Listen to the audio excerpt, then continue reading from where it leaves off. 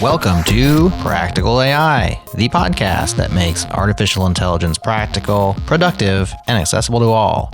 If you like this show, you will love the Changelog. It's news on Mondays, deep technical interviews on Wednesdays, and on Fridays, an awesome talk show for your weekend enjoyment. Find us by searching for The Changelog wherever you get your podcasts. Thanks to our partners at Fly.io. Launch your AI apps in 5 minutes or less. Learn how at Fly.io.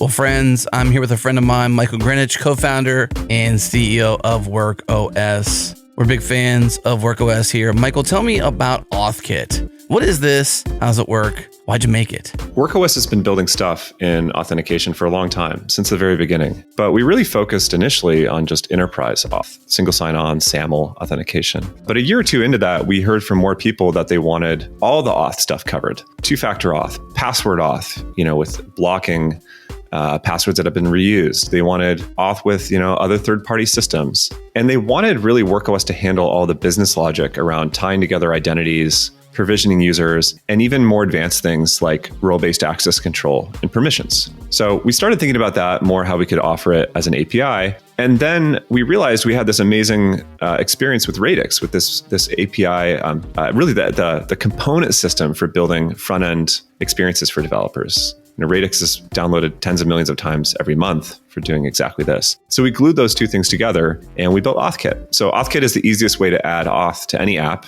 not just Next.js if you're building a Rails app or a Django app or a just straight up Express app or something. It comes with a hosted login box. So you can customize that, you can style it. You can build your own login experience too. It's extremely modular. You can just use the backend APIs in a headless fashion. But out of the box, it gives you everything you need to be able to serve customers. And it's tied into the WorkOS platform so you can really, really quickly add any enterprise features you need.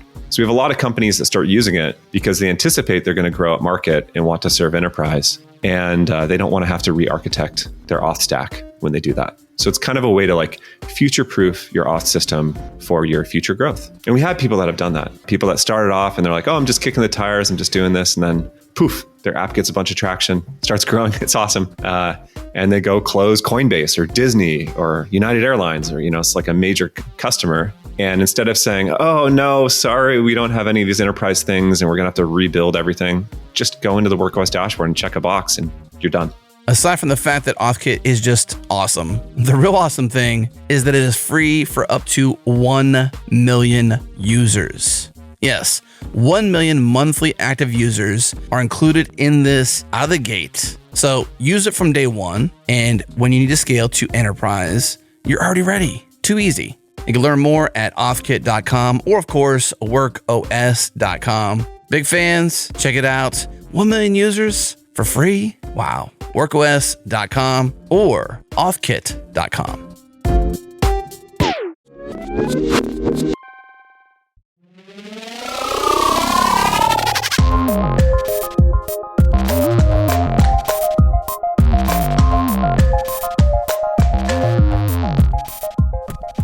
Welcome to another fully connected episode of the Practical AI podcast. In these episodes, Chris and I try to keep you fully connected with everything that's happening in the AI space and hopefully share some things that will help you level up your machine learning game. I'm Daniel Whitenack. I'm CEO at Prediction Guard, where we're deploying a platform for private and secure AI, and joined as always by my co-host, Chris Benson, who is a principal AI research engineer at Lockheed Martin. How you doing, Chris? Doing very well, Daniel. I'm podcasting from outside today. That's exciting. It's a cool November night, but since I just moved house and I don't have a place to sit, with nothing but boxes here, we're talking about AI outside today. This is an outside AI day. Yeah. You live in a place where it's possible to be outside reasonably comfortable in November. That's right before Thanksgiving. It's a bit colder up here in the Midwest. We're definitely getting to that Midwestern time when the Carhartt jackets come out and the beanies, and it's a good time of year. Means Thanksgiving is upon us. That's right. We got tofu turkey coming up here. Tofurkey is Tofurkey. imminent. Yeah, forthcoming. So exciting. There's better ones than other ones. So this isn't a podcast about tofu turkey or tofurkey, but there's some that are better than others, and we'll maybe let people hop on their own minds if they're exploring that territory. We need some AI generated tofurkeys coming at us. There's got to be some intersection. That's right. There. Maybe Tofurkey is using AI to generate ad copy this year, which reminds me, I don't know if you've been seeing all the things in the news, Chris, about Coca-Cola's ads, AI generated ads. Have you been seeing any of that? Have you seen the actual ads? I have not seen the actual ads, but I have seen some of the news talking about it. So yeah. So for those that aren't aware, Coca-Cola, every year Coca-Cola kind of creates these iconic Christmas time ads with the Coca-Cola truck and, the polar bear and things like that. And this year, at least, I don't know if it's all the ads, but there's at least one ad. I haven't been following the exact details, but there's at least one ad that is fully AI generated, or at least driven by AI generated video clips or images, that sort of thing. And I've seen it on the streaming services. So on I forget which ones, whether it's Prime or they sort of all have ads now because it's basically like cable at this point. But all of them have ads. So I've seen the Coca-Cola ad on the streaming services. And yeah, I think maybe those that haven't seen it out there should go watch it. I think it's interesting that there's certain elements of it that give you that AI generated vibe, right? Where you could kind of tell, but it definitely evokes the character of the sort of Coca-Cola ads. And lots of people don't like it. Lots of people think it's interesting. Some people on LinkedIn I've seen said, well, if AI generated video is good enough for Coca-Cola's Christmas ads, then who's it not good enough for at this point? Which is maybe a hot take. I don't know. Any thoughts, Chris? I'm just kind of amazed that people are surprised by that these days. It's like you're going to see this stuff everywhere. And so, yeah, okay, iconic thing. I got it. But yeah, I mean, I would have been almost surprised if they hadn't. Yeah. And if you just search for Coca-Cola ad, I think it's the real magic holiday ad, which is also a bit ironic that they titled it Real Magic. Real Magic. When it's definitely not real. But yeah, you can watch it. It's pretty interesting. I think it's whether or not it's really, really good ad material, it's, I think, a sign that for sure AI generated video is here with us for the future. So you had some months back the actors, going on strike, but I just think that it's one of those things we have a long way to go. Not just in entertainment, but in most industries where you're gonna see corporate videos that are AI generated. I've already seen that. I may not have seen the Coke one, but I've seen corporations that are doing it. It's the way it is now. Yeah, certainly companies like Synthesia and HeyGen and these video generation companies for training videos for, multiple languages, all of these sorts of things. There's a lot of use of those. I've definitely seen it. Disruption. Yep. Speaking of disruption. Oh boy. We haven't talked about this yet on the show, Chris, and I don't think either of us have a desire, nor maybe, at least on my part, any sort of profound opinion on this topic, other than the fact of what it means for AI. But I saw an article in Time about what Donald Trump's win means for AI. So if you're listening to this podcast at a time, sometime in the future, when it's not election season, maybe you're looking back on this and what Donald Trump's second term meant for AI. But at this point, we don't necessarily know, although that we could, make some guesses, which we can talk about. But yeah, we're about to go into the second Trump administration. So if you're listening to this at some other time, that's the time that we're talking about this. And yeah, so Interesting. We've seen, maybe just as a reminder, we've seen the Biden administration do some things as related to AI, including the executive order on AI, which we did talk about on the show. That was episode 244. So if you're wanting to know if we refer to that and you want to know which, the details and the interesting pieces of that executive order, that's episode 244, which we'll link in the show notes. But yeah, interesting. Any initial takes on, as a practitioner, what this means for us? I can tell you what I hope it means. And I hope, during the first Trump administration, he didn't know very much about it. He brought in some corporate folks to, put together some committees. And they, there was a little bit that came out of that, a website and stuff like that. But it didn't impact us too much at the time. And so I think part of me hopes that it will be gentle. Let him talk about rolling other things back, but maybe he's not aware enough of AI to do it. But of course, it's been another 4 years, and who knows where that's going. So a little bit nervous to see where his policies take us. But I hope he's more or less hands off. Yeah. Yeah. So in the Time article, this is a quote from that article, which we can put in the show notes. It says Trump's own pronouncements on AI have fluctuated between awe and apprehension. This sort of, describing it as a superpower or very alarming, right? Often in the same sentence. Yeah. Yeah, maybe so.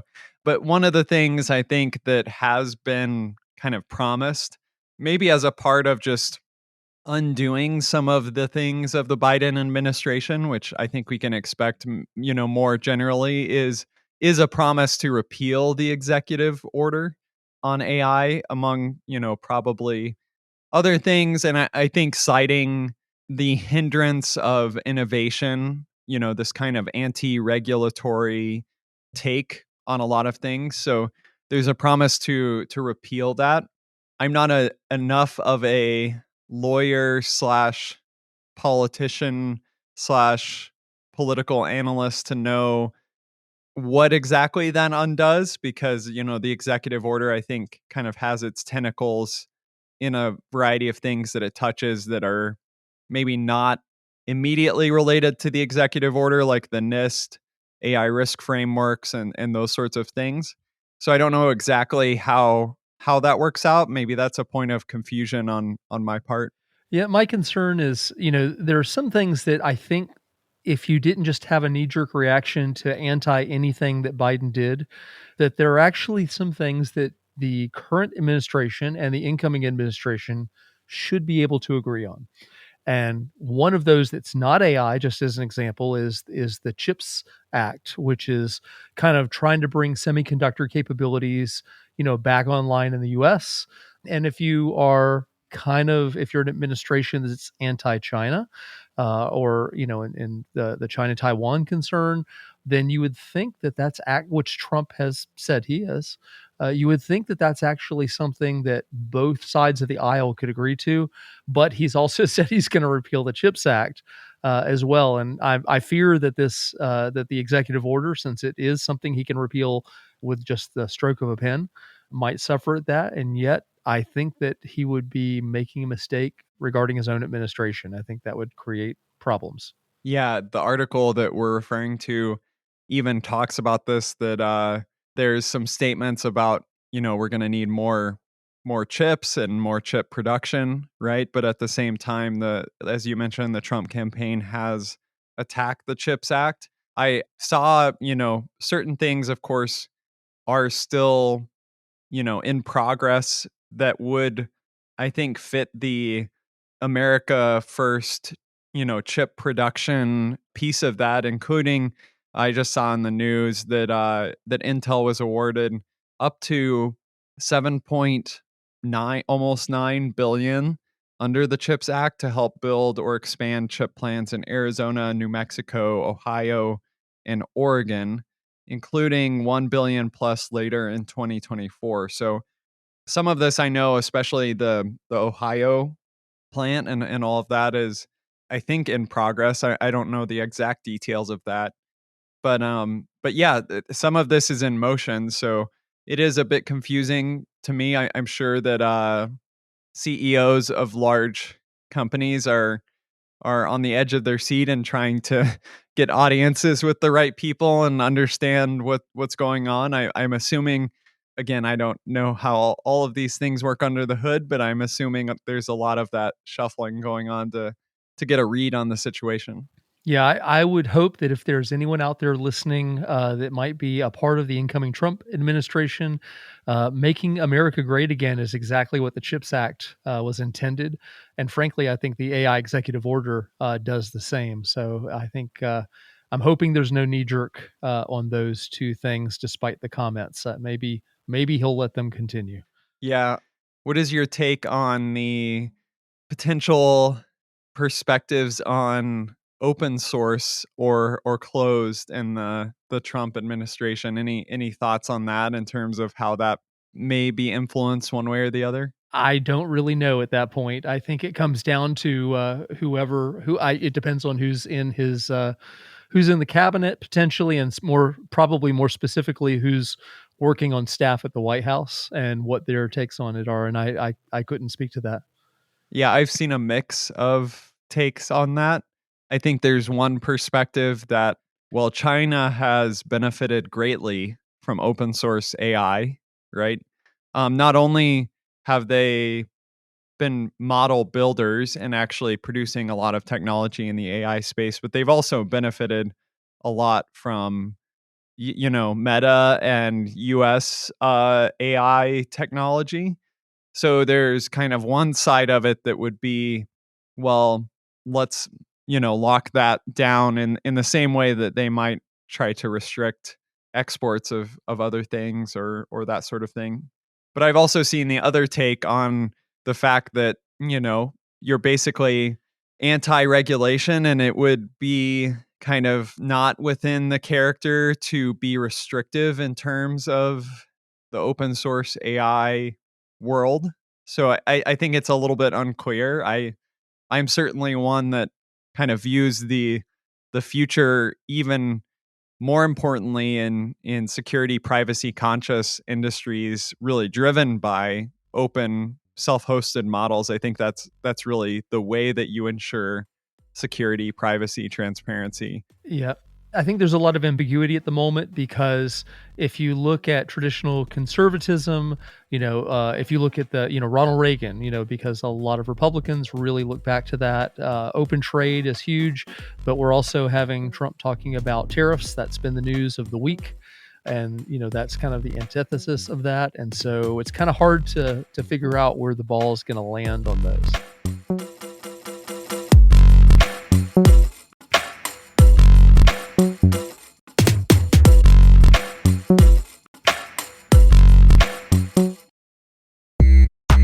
Okay, friends, one thing I'm obsessed with now is using Notion AI. Yes, I'm a Notion user, a power user, I would say. I use it for myself, I use it for changelog, and it's just so effective to organize everything. And with the addition of Notion AI, it is a single tool that does it all. It searches across Notion, other apps, generates docs of my own style, it analyzes PDFs and images, and it can chat with me about anything. Now, you may know Notion as the perfect place to organize your tasks, to track your habits, to write beautiful docs, and all the things you could do with Notion. But adding Notion AI with the context of your work is simply revolutionary. And unlike specialized tools or legacy suites that have you bouncing between 6 different apps, Notion is seamlessly integrated, infinitely flexible, and yes, it is beautiful on the eyes. And yes, I am obsessed with Notion AI because I can pretty much ask it anything and it's just there for me. It's super fast and is relevant to all of the stuff I have inside Notion. You can try Notion today for free by going to notion.com/practicalai. That's all lowercase letters, notion.com/practicalai. Try the powerful, easy to use Notion AI today. And when you use our link, you're supporting our show, which is awesome. Again, notion.com/practicalai.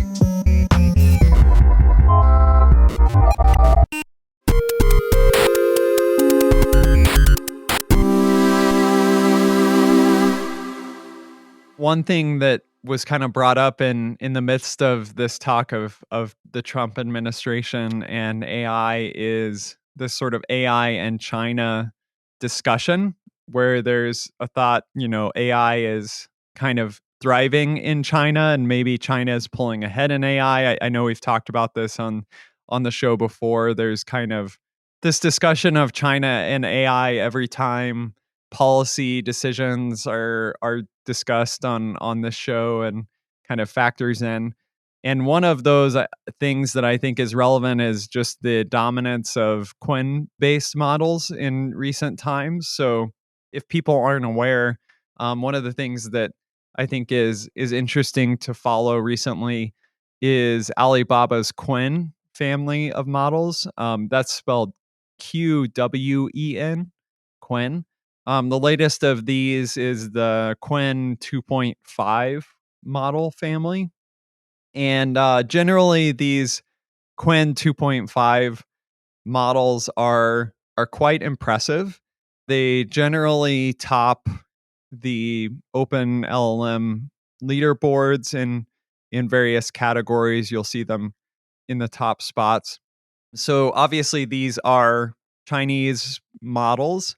That is, they're models being built by a Chinese company, Alibaba. The CEO of Hugging Face, Clem, is quoted in one article I was reading of, Qwen 72B is the king and Chinese models are dominating. That's a pretty clear statement. That was earlier in the summer, but I think we've seen continued domination of these models. Any interesting takes on that, Chris, in terms of how you've seen the model landscape shift from closed model providers to open to maybe more geographically diverse, and certainly China being within that? I'm in an industry, I'm in defense and intelligence, where obviously we're not going to be using Chinese models. And so we have not been focusing on that. We, of course, keep track of everything out there, but that's not one we're likely to use. But I'm really curious in kind of outside of the sector that I'm in. I'd love to get some feedback from people on what they're uptaking. I think there are a lot of industries where they're not going to care either way on that, and they're going to go for the best models on the leaderboard. But I haven't actually talked to anyone who's done uptake. How about yourself?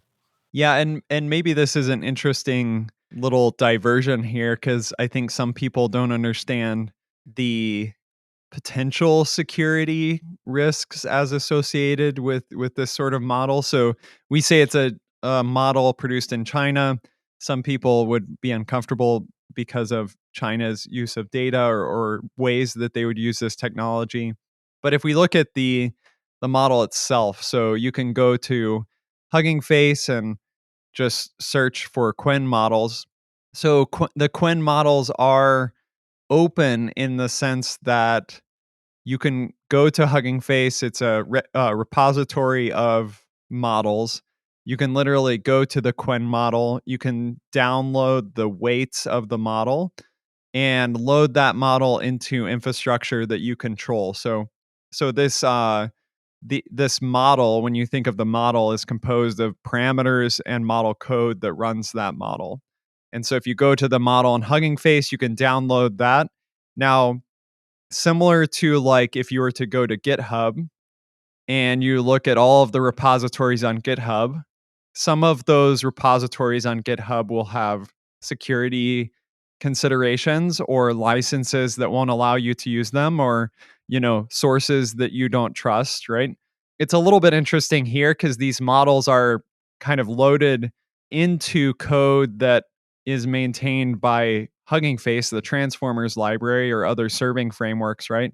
So if you're self-hosting the model, meaning you're pulling the model down from Hugging Face, the files, and you're loading it into code that can serve that model serving is under your control, and you are downloading those files, meaning you can inspect them. It doesn't mean there's no security vulnerabilities associated with them, but ultimately all of that is under your control. That is a different scenario than if you were to connect to an API that is serving the Qwen model, which there are ones from Alibaba and others that where this model is actually hosted as a product of a Chinese company, you're sending your data to that API product, which is then, processing your data and giving you a response back from the model. So I just wanted to emphasize there's kind of these two scenarios here. So in one scenario, the security vulnerability is really related to the model files that you're downloaded. Is there any security vulnerability in those model files, which there could be? Is there any third-party code that's used in when you load those model files, which there could be? And what serving framework are you using to serve them, which could have security vulnerabilities? In the other case, you're relying on someone else's infrastructure, which isn't under your control, which might be under Alibaba's control. So these are just different concerns that you want to weigh. And I thought that may be good to highlight because some people may even want to experiment with the Qwen model, like in a thing like LM Studio or something like that. I'm not vouching for all the safety considerations that might be in your mind, but it's not like I don't think when you use Qwen in LM Studio, there's some sort of phone home to Alibaba going on necessarily in the underlying code that's running that. I think in like US government circles, just to clarify something, I think it's more policy than necessarily. So I think you're going to have some agencies that are downloading all the models and reviewing and inspecting and stuff like that. But I think for typical usage, you're looking at more, I think you're much more likely to see a US agency or corporate that is serving the US government going to be focusing on Meta versus Alibaba. I think that's just a policy issue. Yeah, for sure. I think you're right. I think I've just seen a lot of confusion around this. It's like, no, it's good clarification. Anytime you use a Qwen model, it's stealing your data, but there may be ways to use this in a way that is appropriate for your scenario. Sure. Likely, like you say, if you're working in defense or something, that's going to be a different consideration than if you're hacking together a cool AI agent on your side project, for personal purposes, or those are very, very far apart on the spectrum.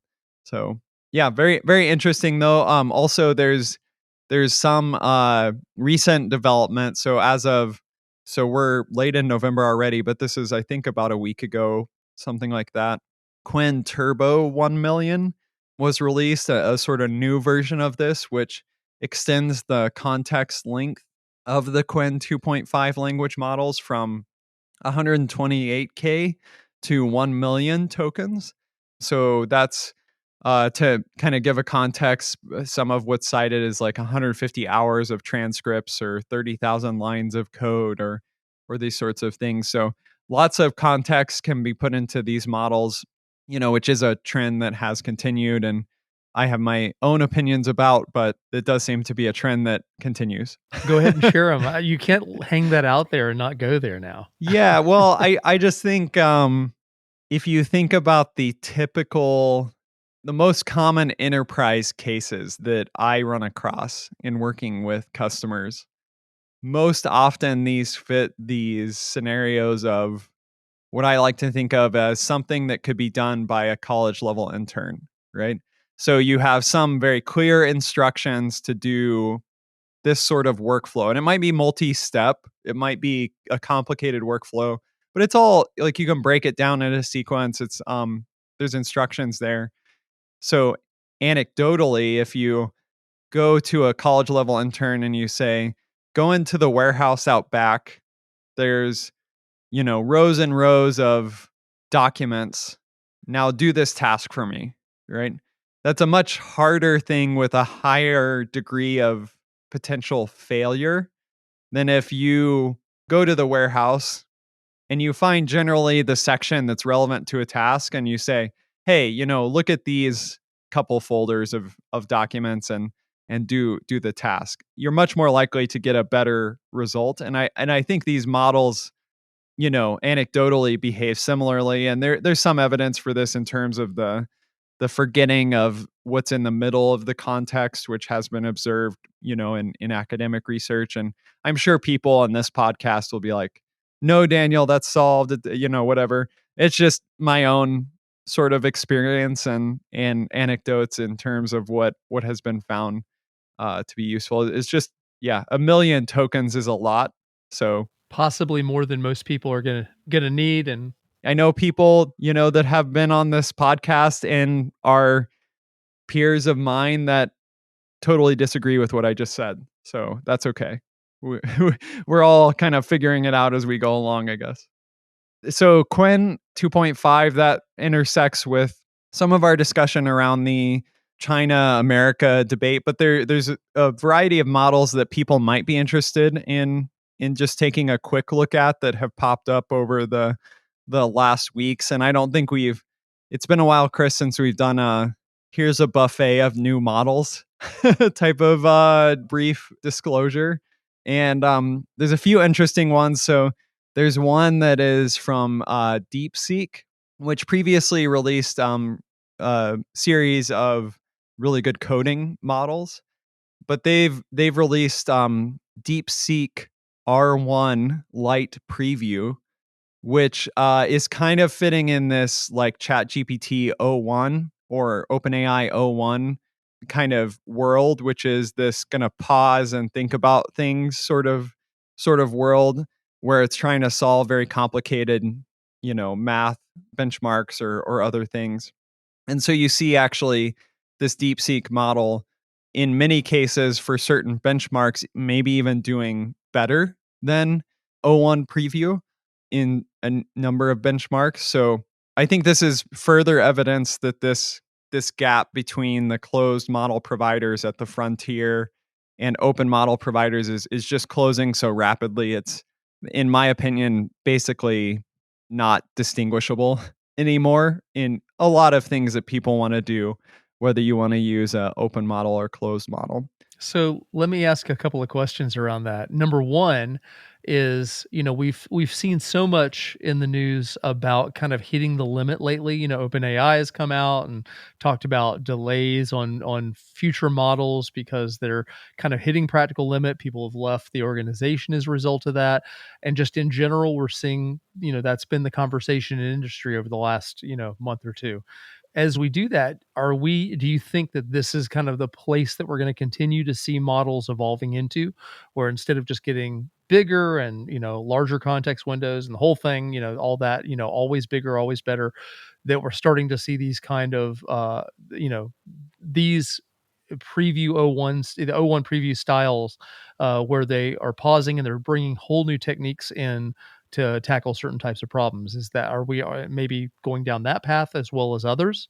Yeah, I think from my perspective, at least, one thing that's happening is the gains that are being made from more data and larger models have basically plateaued, which has been observed, which means that smaller models that people are doing a lot of work to curate data for and innovate in terms of their efficiency are catching up rapidly to the larger models. So what would have been only possible by a 70B model or a 400B model even 6 months ago or 3 months ago is being done by 7B models or smaller, right? So you've got this small model trend where these models are actually performing at levels much higher than what was able to be seen before. And then you have kind of branching out to various both specializations or domains and kind of unique prompting or formatting skills. So domains like document parsing or vision and that sort of thing. Hugging Face just recently released the SmolLVM, which is a small model that does sort of vision related activities. There's the OuteTTS, which is a really efficient, 350 and 500 million parameter text to speech model. Both of those, I think, represent this kind of specialization of smaller models and doing really well at specific things. And then I think you will see kind of an attempt to continue to develop new types of fine tuning and prompting methodologies for things like this deep thinking and for things like agent related workflows, which I think people are going to be diving into more. So it may be more about the workflow, the prompting format, the prompting strategy, as we move forward for just pure text models, then bigger and better models, bigger and better data sets.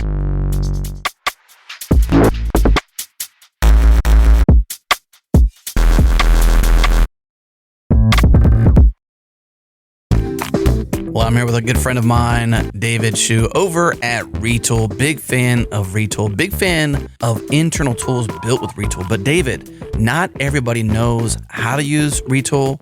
What can't you build with Retool? Yeah, so Retool is really good for building any sort of CRUD application where you care mostly about security, authentication, authorization, sort of internal facing things, basically. If you're looking to build, let's say like Google Maps, for example, probably you should not be using Retool for that.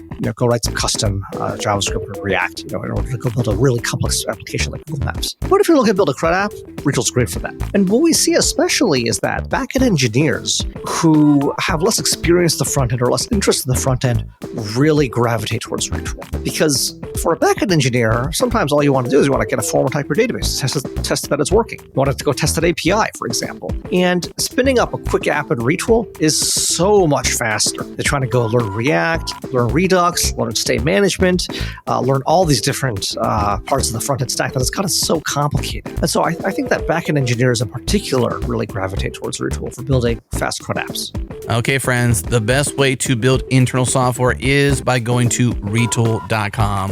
You can seamlessly connect databases, build with elegant components, and add your own code on top. You can accelerate mundane tasks by not learning React, not learning Redux, and freeing up the time you need to work on the things that matters most. Once again, retool.com. Start for free or book a demo. Retool.com.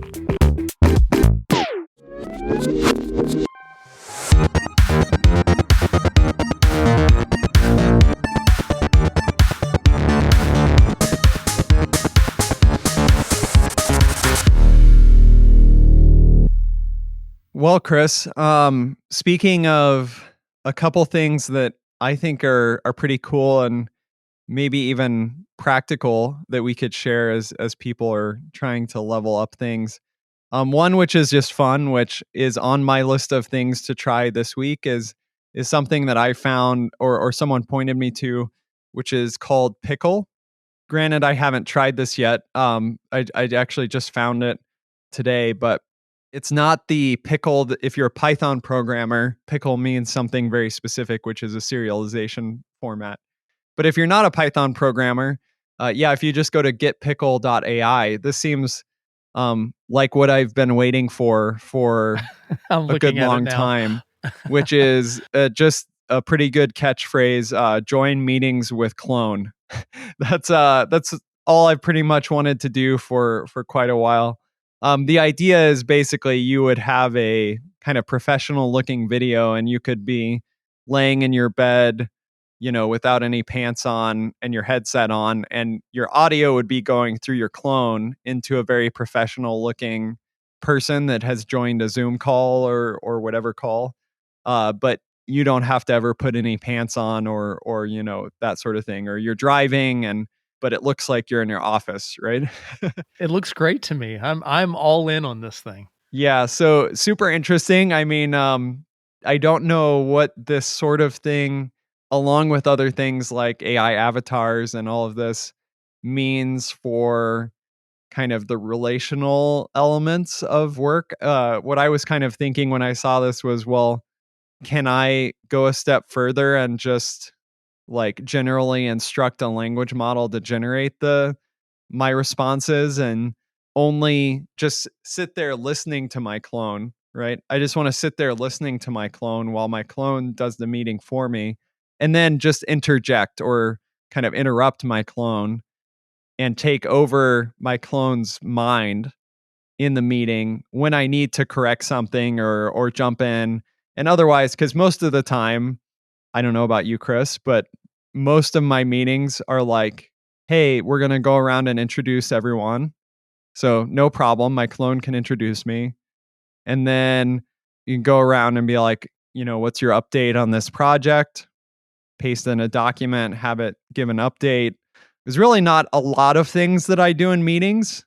Maybe this is going to get me fired or reduce my value at work. But You're your own boss. You don't have to worry about that. yeah, like what there are important things occasionally, but yeah, I'm kind of wondering when that happens. I'm just thinking out there in corporate world, all the status meetings that people go to where you're just bringing your status and you're basically exactly what you said. You have your status written down. You've kind of already pre-trained it to the introduction, all that. You can kind of lay there half asleep in bed, let it just handle your turn when that comes. The only thing you got to worry about is if somebody starts asking questions outside the context of what you can train. If someone takes a right turn, you got to be ready to leap in. But I could see lots of my meetings being taken over by this capability. I would happily do that too. Well, and I don't know, like I say, what does that, because part of, like, let's take a stand up, for example, an engineering team stand up or something like that. Part of the idea behind such a thing, I think, I'm not a scrum master, but part of the idea would be to, also actually hear, with your ears what other people are kind of their update, and maybe that influences either they're blocked on something and you can reply, or it influences. So I'm wondering what this does, if it creates more potential isolation in an already remote work distributed environment. And part of me, so I have a friend, Mark Sears. Shout out to Mark if you're listening. He's working on a venture studio called Sprout AI. And one of the things that is one of their theses is that they want to build technologies with AI that drive people relationally together as people. So the idea, just to give an example, would be like, Chris, you and I, maybe we're friends. We're both busy. We're professionals. And so there's an AI assistant that maybe looks at your calendar and looks at my calendar and looks at events going on in our town or things that fit both of our interests, and then messages us both and say, hey, Thursday night, you're both free and there's this event in your town. Are you guys? And that's a sort of thing that is cool. It kind of drives people relationally together, gets them out of their house, right? I think this idea of sort of embodied AI that would drive people relationally together is very appealing in our day and age, and something that's needed. But I also love the idea of joining meetings with my clone. So I don't know how to bring those together, but I told you I'm all in, but going to your talk about kind of driving humans out to have real connections and stuff. I just have this vision of it kind of taking over the the dating world, and I'm a long way removed from that. You and I are both happily married I didn't men. think about that, Chris, but yeah. But no, I'm just having this vision of like, the single guy and single woman both are in a bar, but neither one's very comfortable, and they send their agents to connect. Like they send their agents to screen. That's right. The agents screen each other and decide whether or not it's a green or a green red, figuring out. And it's like, I can just imagine, my daughter is too young to be dating. She's 12, but I could imagine 10 years down the road, her having one of these agents, and, finding her boyfriend by letting the agents check each other out. So who knows where it's going. Yeah. And I guess that in their little video on their site, like they have a picture of a woman holding her baby, right? And she's on the phone, joining the meeting with a clone. So I could definitely see various lifestyle elements of this where, there could be a stigma with like you joining a meeting, your spouse isn't there, like you have to deal with your baby at the time you're working from home, right? And that may not be something that either you're comfortable or that would be accepted, unfortunately, in kind of certain scenarios. And so, yeah, I definitely see elements of this, but also I wonder about the kind of isolation driving forces of all of this. You raise a really good point there, and just for a moment, stepping back out of the AI driven meeting concept. If we step back a few years to when COVID was hitting, and we were all kind of just making do, and having remote meetings, we became much more tolerant of one another in terms of, how your business life intersects with your personal life. And, if the dog was barking in the background, people learned to be just fine with that. And if there was kids or baby, people learned that. There is an element of this, as we're talking about this particular thing about having that clone out there, of kind of going backwards on that trend and us being a little bit less tolerant of one another, because you're once again projecting that perfect image, whether you're in the car or on the toilet or in the bed or whatever it is that you happen to be doing that you don't want to reveal. So, this is one of those things. It could be isolating to use it in that way as well. Yeah, interesting. I think it will be interesting to see how people leverage these both ways. And like many things we've seen with this technology, there are opportunities for sort of restorative, positive, redemptive kind of uses of this technology, and there's ways that it can kind of drive us into isolation or create issues. But yeah, along that front of kind of lifestyle related things happening with AI, I've seen a couple of posts recently related to kind of payments and commerce and shopping and AI. The first of those being a blog post from Stripe, which talks about adding payments to LLM agentic workflows. And I guess there's better tooling now to the Stripe Agent Toolkit, which is, if you go to GitHub Stripe/Agent Toolkit, you can now kind of plug in Stripe as a tool or as a thing that can be leveraged by AI agents, including those from LangChain, Crew AI, Vercel's AI SDK, which it's definitely pretty cool. It's that kind of scenario like, hey, AI, I need you to book a rental car for me next week, right? And obviously that requires some sort of payment. I could also see it on the other end, being a business owner right now. I'd love to say, hey, create an invoice for this, a recurring invoice for this customer for these amount with this line items, and send it to them with a message saying blah, or whatever those things are. There's definitely a room for maybe misuse or problematic things happening here, but certainly very, very interesting to see this side of things advance.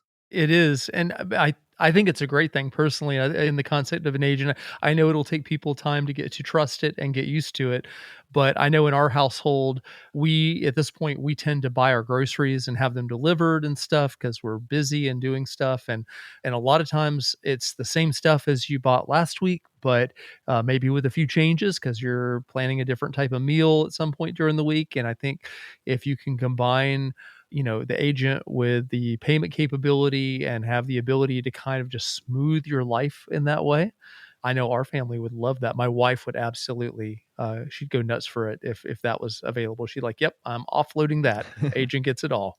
There's another, I don't know if they're using the Stripe API under the hood, but there's another entrant into this, which is Perplexity now offers a sort of shopping assistant with an actual experience behind it kind of built in. So you have the ability to put in like, hey, I'm doing this project and I'm wanting to do this and that. What are the items that I need, and help me kind of shop for those. That I think is kind of the vibe. And there's a search that happens obviously, and there's plugged into various products. And in this case, they have a merchant program, which definitely seems so I don't know whatever happened to kind of some of the monetization around like plugins and other things with ChatGPT, but this definitely seems like a way to kind of get your product, having a wife that owns a business in the direct to consumer space and sells products direct to consumer. There is this element of trying to figure out, well, how do I place my product, or how does my product kind of filter up into search results when people are just searching on ChatGPT, Perplexity, whatever. And so this does seem to be one angle on that, where you can increase chances of being a recommended product. There's payment integrations, API, custom dashboard, etc. So there's this sort of merchant program element of the Perplexity AI-powered shopping assistant as well. Pretty interesting. Very nice. I'm looking forward to all of it. Let's just adopt now. I'm ready for all of it. Go. Yep. Well, as people build out their shopping assistants with the APIs from Stripe or others, or if you're building your own things, here at the end of our show, we normally try to point people to a couple useful things. And I'll just mention a couple very seemingly useful things that I ran across in the past couple of weeks. One of those is called Docling. You can just search for DocLing, and we'll put it in the show notes as well. So this seems to be a really nice toolkit that a lot of people I've seen mention related to document parsing, which is a really hard thing generally and a hard thing to get right in a lot of AI workloads. And there's some custom models that have been built around various complicated document parsing situations. So this kind of is a standardized way to parse PDFs and PowerPoints and images and Excel documents and other things and get them into a standardized format. The other one that I saw, which was pretty cool, is called Observers. I'm a big fan of DuckDB, Argila, Hugging Face datasets, all of that sort of tooling. And this is plugged into all of that and allows you to kind of suck in all of the requests that you're making to various AI API providers or your own models and save those in something like DuckDB or Argila or something for the future of kind of searching through a history of prompts, but also utilizing that either for just observation and transparency and logging and debugging, but also maybe for eventually open source data sets around prompts or even fine-tuning data sets in your own context. So both of those pretty interesting new projects. Check them out. But yeah, this has been fun, Chris. Good. I learned a lot today. I appreciate you bringing some of this stuff. Yeah, good to chat. We'll talk to you soon. Take care.